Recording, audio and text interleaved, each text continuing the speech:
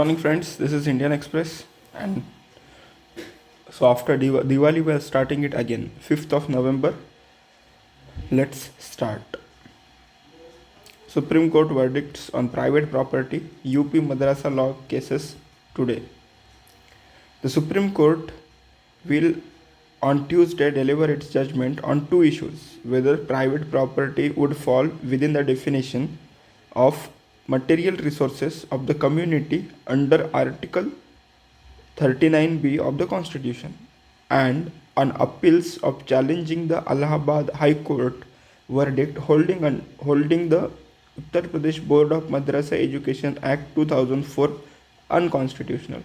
Okay, so आता याच्यामध्ये काय आहे मित्रांनो की दोन गोष्टी आहेत.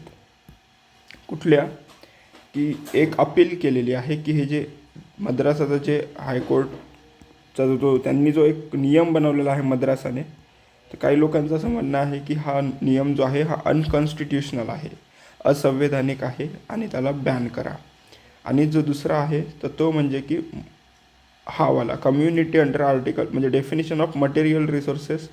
आता हे मटेरियल रिसोर्सेसचा जो अर्थ आहे तो काय आहे ती मला माहीत नाही आहे, पण जे काही मटेरियल असतं आपण याचा अर्थ काय घेऊ शकतो की मटेरियल जे असतं आणि रिसोर्सेस जिथून आपण प्रोक्युअर करतो गोष्टींना, जिथून आपण मागवतो ज्या गोष्टींना आपल्याला एक गिवन टर्म असते कुठल्याही गोष्टींची, तर material resources of the community एखाद्या कम्युनिटीला लागणाऱ्या किंवा असणाऱ्या गोष्टी.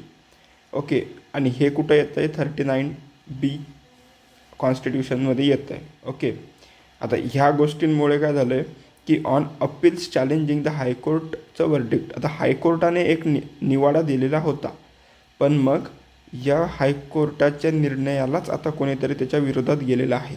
ओके, आणि त्यांचं असं म्हणणं आहे की हे जे काही हायकोर्टाचा निर्णय आहे आणि तो जो ॲक्ट आहे 2004चा तो असंवैधानिक आहे.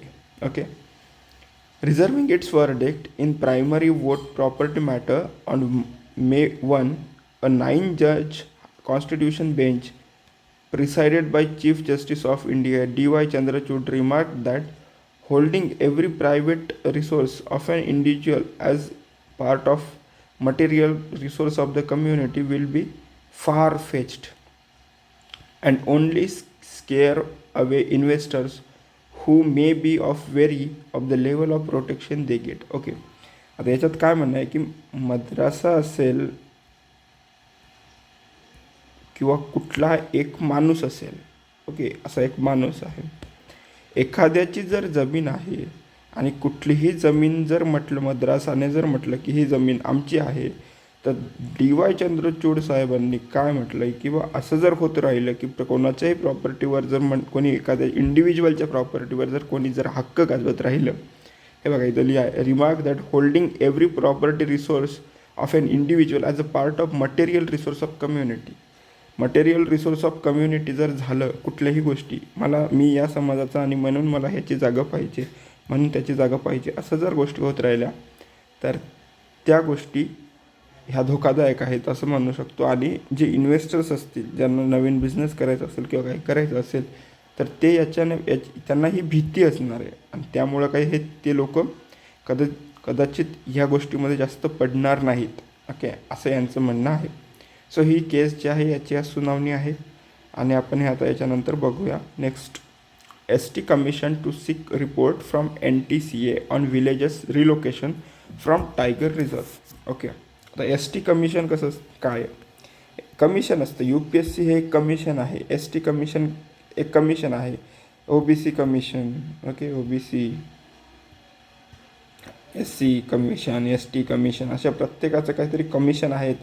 कशाच्या अंडरमध्ये? आपल्या कॉन्स्टिट्यूशनच्या अंडरमध्ये. ओके, सो त्यांचं म्हणणं काय आता की ST commission to seek report from NTCA on villagers relocation from tiger reserve. Okay, काय आहे बघूया. The national commission for scheduled tribes has taken cognizance of representation. Cognizance म्हणजे माहिती घेणे. Of representation sent to it against a June advisory of national tiger conservation authority. NTCA म्हणजे काय? National tiger conservation authority. asking forest departments to submit action plans on relocation of villages from tiger reserve. Tiger reserve आहे एवढी, याच्यामध्ये इथं कुठेतरी लोक राहतात. तर याचं काय म्हणणं आहे या ST कमिशनचं, की हे जे लोक आहेत यांना डायरेक्ट बाहेर काढायला, डायरेक्ट टायगर रिझर्वच्या. ओके, सो असं त्यांचं म्हणणं आहे आणि त्याच्यासाठी त्यांना रिझर्व. पण आता हे एवढं सोपं आहे, काही सोपं नसतं, कारण हे टायगर रिझर्व आहे. Okay, national tiger reserve like Tadoba, आणि त्यांचे प्रोटेक्शनचे लॉज, कायदे कानून हे खूपच वेगळे असतात. म्हणून ST कमिशनने आता फक्त काय केलं, रिपोर्ट घेतला, डायरेक्ट ऑर्डर देऊ शकत नाहीत. The NCST, National Commission on ST, a constitutional body, held on full commission meeting on the issue on September 24 with chairperson Antar Singh Arya and its 3 members in attendance. The commission decided to seek a report from NTCA on the relocation issue. Okay, highly placed sources in commission confirmed the Indian Express. The September meeting's decision was ratified in last week of October. Okay, सप्टेंबरचा जो शेवट म्हणजे जो निर्णय होता तो ऑक्टोबरच्या शेवटच्या महिन्यामध्ये आणून कन्फर्म केला गेलेला आहे. Further the commission also decided to take action report from the union environment ministry and NTCA on its 2018 recommendations. 2018चे काही यांनी रेकमेंडेशन्स केलेले असतील NTCA आणि एन्व्हायरमेंट मिनिस्ट्रीने, पण त्यांच्याकडून हा आम्ही काहीतरी ॲक्शन घेणार आहोत असं त्यांचं म्हणजे म्हणणं आहे.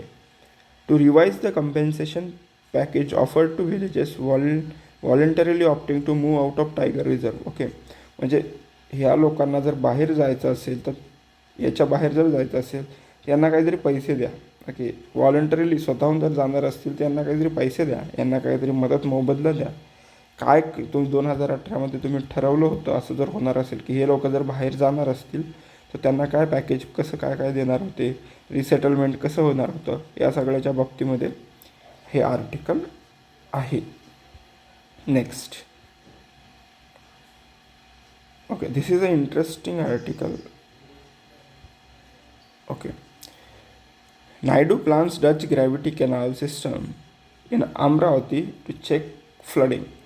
ओके, आता ही एक म्हणजे एक प्रणाली आहे, एक प्रोसेस आहे. डच कॅनल ग्रॅव्हिटी सिस्टम हे एक सिस्टम आहे आणि काय असणार आहे, कसं असणार आहे आपण पाहू.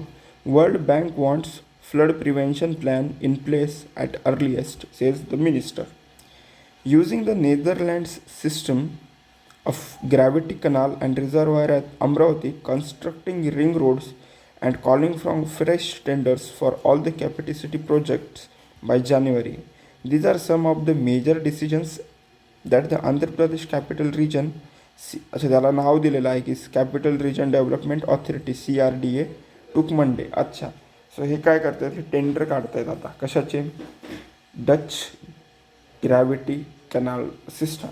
Okay, as the Andhra Pradesh government pushes with its pet Amravati Capital City project, Chief Minister N. Chandrababu Naidu, whose government first started its project and his previous tenure between 2014 and 19, chaired the 39th meeting of the CRDA. आता यांनी 39th meeting घेतली CRDAची. CRDA म्हणजे काय, capital region development authority. कशासाठी, अमरावती. कोणती अमरावती, महाराष्ट्रवाली नाही, जे आंध्र प्रदेशची कॅपिटल असणार आहे, जे की साऊथमध्ये आहे ते. आता याच्यासाठी यांचं म्हणणं आहे की world bank agreed to release 15,000 crore for Amaravati but has asked the government to excuse its flood prevention plan at the earliest execute.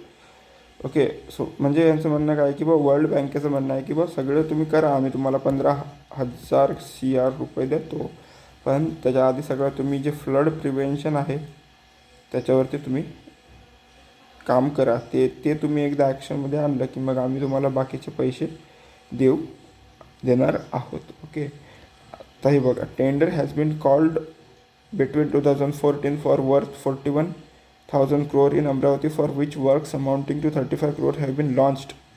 35,000 कोटी रुपयांचे जे आहे आधीच कामं त्यांनी सुरू केलेले आहेत. आता याच्यातले काही बंद पाडले होते मागच्या गव्हर्नमेंटने, आता हे पुन्हा कदाचित सुरू करतील. ओके, सो असं एकंदरीत जे आहे हे आपलं आता हे आर्मीपासून सक्सेसफुली कंडक्ट्स पेट्रोलिंग ऑफ की पॉइंटिंग ईस्टर्न लडाख डिप्सांग काय आहे डिप्सांगमध्ये आपल्या आत्ता इंडिया चायनाने जे आहे ते बायलॅटरल टॉक्स केलेले आहेत. बायलॅटरल म्हणजे काय, दोन देशांमधले टॉक्स सुरू केले आणि त्यांनी तिथलं जे टेन्शन होतं दोन बॉर्डर्समधलं इंडिया आणि चायना ते कमी केलेलं आहे. Okay, so this is it. Thank you. I hope you learn something from this session. Like the video and subscribe to the channel. Thank you.